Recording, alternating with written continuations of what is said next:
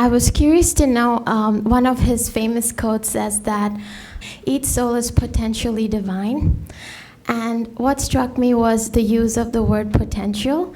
And I was eager to know why it's not said that each soul is divine, but each soul is potentially divine. All right, that's a very good question. Swami Vivekananda's a very well-known quote, oft quoted, each soul is potentially divine, and the goal is to manifest this divinity already within us. And you do it by meditation or love or service or by knowledge.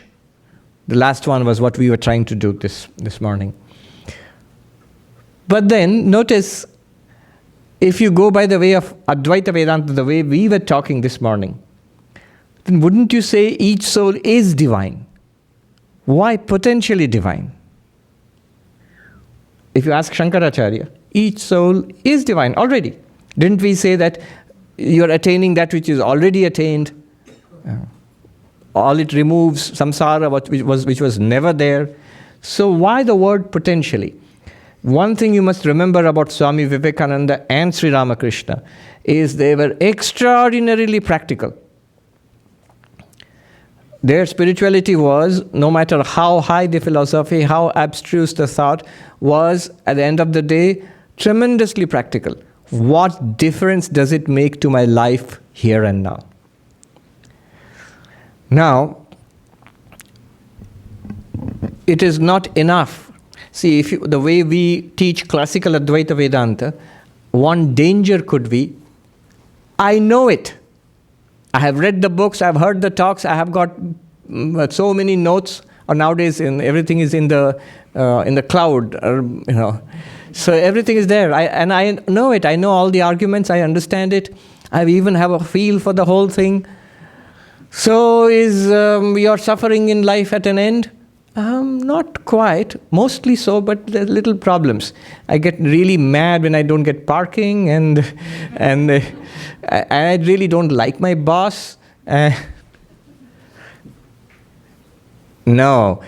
If my suffering is not at an end, is my life a blessing to people around me? Some of them like me, and many of them don't. Then no.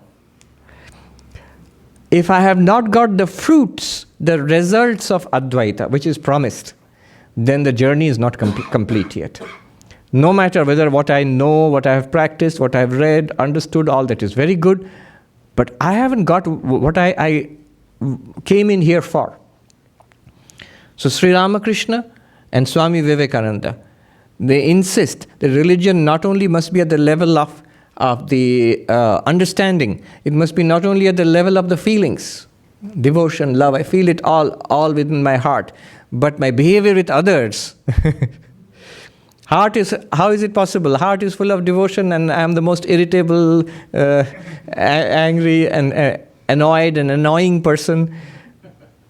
So it must also be translated at the level of life, at the level of not only my thought, but at the level of my speech and the level of my actions, day-to-day life. So that is called the manifestation of the divinity within us. Manifestation at what level? I must see it as so, not just hear about it or read about it. It's so at the level of thought, clear. At the level of speech, my expressions and my feelings, it must express that reality. And at the level of my action, am I unselfish? Am I serene? Am I fulfilled? Or are there things, yes, I'm enlightened, I know all about Brahman, but there are these places. I want that Bahamas vacation and that the latest iPhone, and I have a list, a wishing list for Christmas. Then no. And this is, I'm putting it at a very simple level. It can go very deep. That I really don't want anything in the world, but I want these visions of God, or these occult powers, or to be a great teacher, or something like that. Might seem very noble, or not so noble, but that still shows that one is still very far indeed from enlightenment. So practically, the knowledge which we gain through these teachings, it must be manifest. Only in that sense, Swami Vivekananda is saying, potentially divine. If you ask him, but are you actually divine right now? Yes, of course. Of course. Are we Brahman right now? Of course. But to translate that at the level of the body-mind, that takes time. And that takes effort. Sri Ramakrishna, there's a famous story where he threw coins and clay into the river. It is famous Bengali, the taka mati, mati taka. Mati means earth, and taka means money. And earth and gold and earth are the same. Clay, a lump of clay and gold are equally valueless to me. Practice of renunciation. To overcome the pride of caste, he was an upper caste Brahmin. He went into the bathroom of a lower caste sweeper, and he swept the whole place with his own hands. Now, somebody wrote in a local paper in Calcutta in those days that religion is all very fine. He was a great religious teacher, but he criticized Ramakrishna by saying, this is too much, this is overdoing things. You understand it, and you changes your life, but to take it to this extreme. And then Swami Sarvapriyananda ji, in his book, The Great Master, he defends Sri Ramakrishna. He says, this is the only way of being spiritual that has been taught to us. That not only at the level of understanding, I have the most extraordinary ideas and I've read the most sophisticated philosophy, fine. But not only at the level of feeling. I'm full of devotion for God. When I hear kirtan, the singing of the chanting of the name of God, tears come to my eyes. Also good. But that's still not enough. It must be at the level of my life. Do I have peace within me? Do I radiate peace for others? Have I overcome all worldly longings? Have I overcome anger and jealousy and hatred and prejudice? Do I feel a deep oneness with all?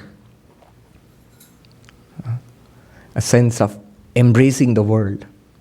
Do I feel that? Do I still feel there are things I have to get for myself in this world? You might feel there are things I need to do for others. That's all right. But for myself, for my own personal fulfillment, and then it's still spiritually immature. So that's the sense of potentially divine. It must come to that level. Thank you. That's a good question. I also used to think similar doubt struck me. Swami Vivekananda said, religion is the manifestation of the divinity within us. She said, potentially divine, and then he added, it's a manifestation of the divinity.